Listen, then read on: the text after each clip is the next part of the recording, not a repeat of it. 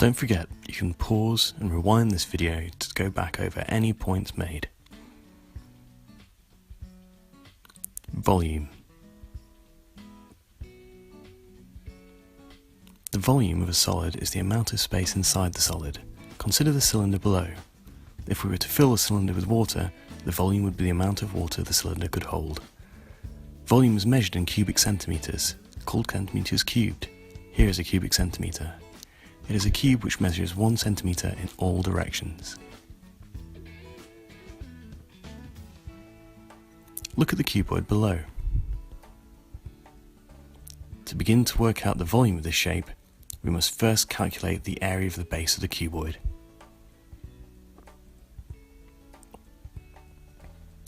The cuboid, the base of the cuboid. The base is a rectangle measuring 10 centimetres by 3 centimetres. An area of a rectangle is equal to the length times by the breadth. We know we can place 30 centimetre squares on the base of this cuboid, but we can also place 30 cubic centimetres on the base. We have now got to find how many layers of 1 centimetre cubes we could stack up in this cuboid. We can fit in 4 layers.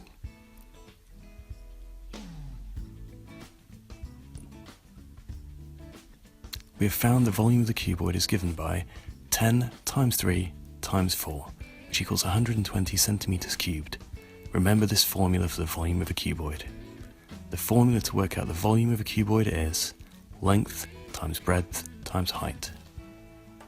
The volume of a cylinder. Volume equals pi times radius squared times by height. The radius is the centre of the circle to the edge of the circle. The height, as you can see, just up the side.